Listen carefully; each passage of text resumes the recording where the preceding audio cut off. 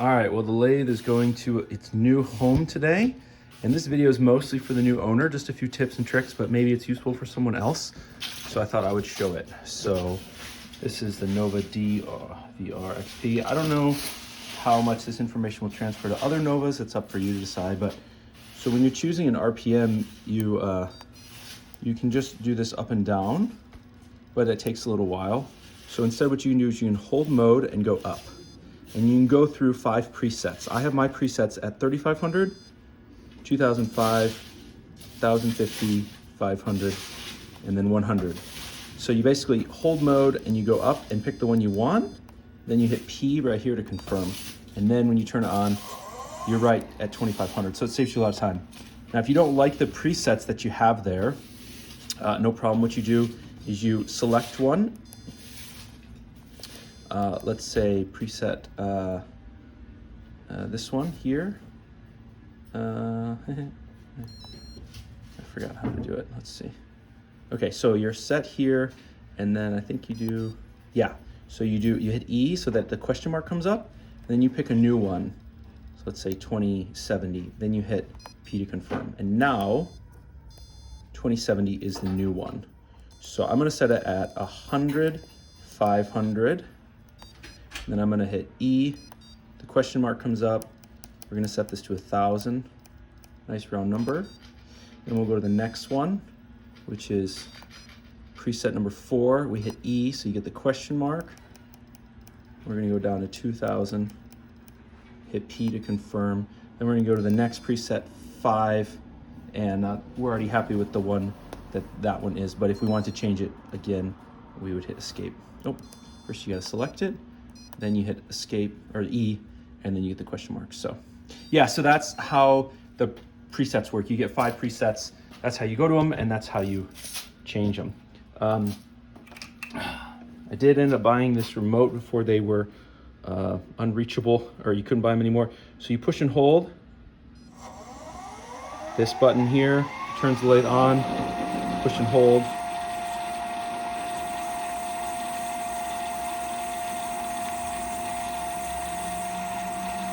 Huh, that's weird. So if you hit this, if you hit this down, it changes. And then you can turn it on, push and hold.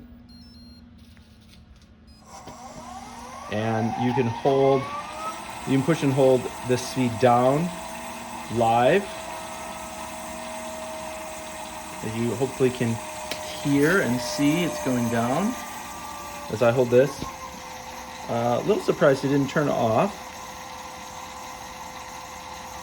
Huh. Oh, that's it. Okay, sorry, you gotta hit it twice. So to turn it back off, you gotta hit it twice.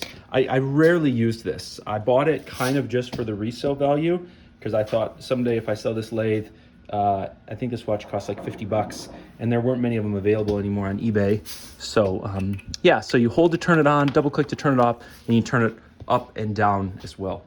The other thing that I learned is the importance of aligning the head back to center. So when you loosen the head,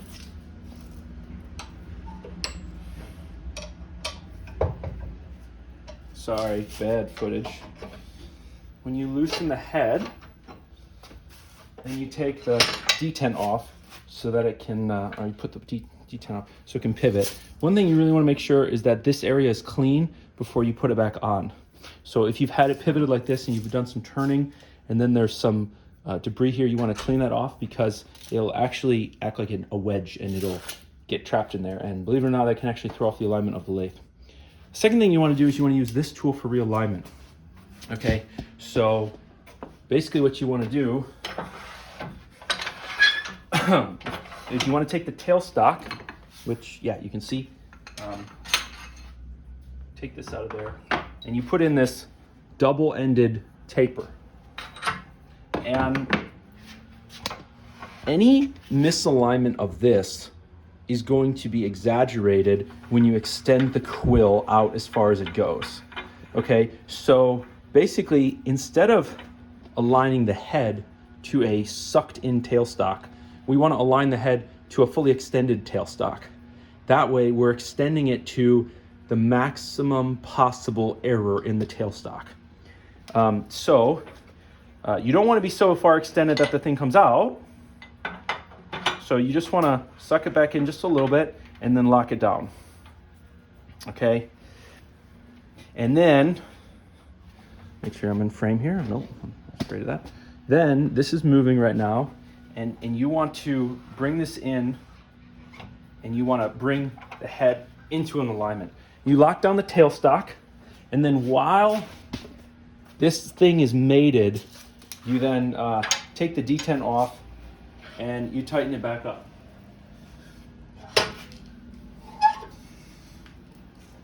And how tight you go is, I suppose, personal preference. There's no torque spec on it. But generally, you use the length of the bar that they give you, because normally the length of the tool they give you is kind of designed to be used for. So now the head is aligned to the tailstock, and the last thing to do is to get the tailstock off of here.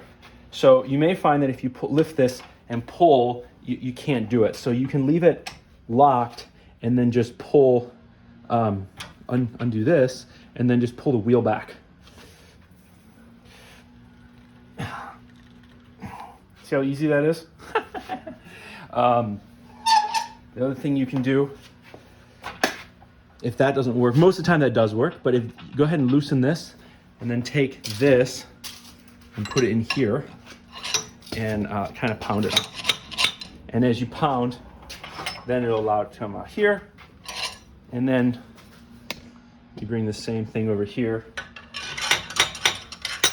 and you pound it out that way. So that gives you a perfect realignment of headstock to tailstock. And the tailstock is already aligned to the bed. You don't need to change anything on that. And when you're using the tailstock, you really want to use the tailstock as much as possible in the, oh, this got jammed. That was my fault. You really want to use the tailstock with the quill in as much as possible. So I'll show you what that means. All right, so all I was trying to say is when you're using the tailstock normally, with a center, you really just want to keep it as far retracted as possible. Basically, the further retracted it is, the more accurate it's going to be. Because if this is just 1 degree in either direction, then the longer that is, you exaggerate that error. Now, there's not much of an error there, but if something comes out of alignment, or if basically if something comes out of alignment by a small amount, then you want to just reduce that. The other thing is when you take the tailstock off, I've marked the bottom here. Hopefully you can see there's a blue marking here and a blue marking here, and they're basically arrows. And I made those to basically show that this plate needs to be oriented with the arrows towards the lathe, not like this, like this, like this, or like that.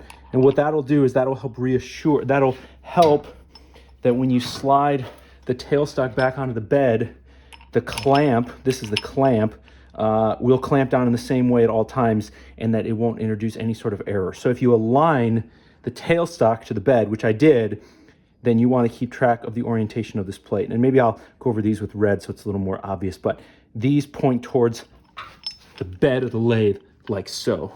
And since I may be giving you some of the organization here, I thought I'd just show how things were laid out. So here in this one, center punch, stubby bits, wire thing, drill. And then here, all the tailstock stuff, along with the magnet thing up here.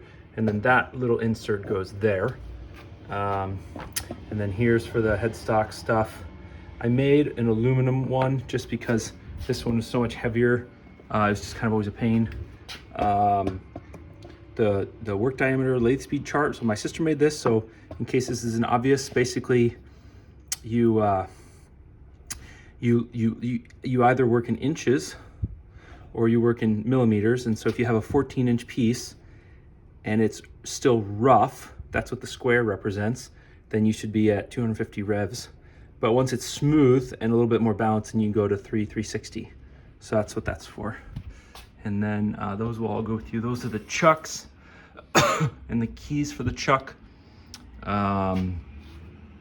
Yeah, and then those are the tools up there. If you want to take that part too, you're welcome to.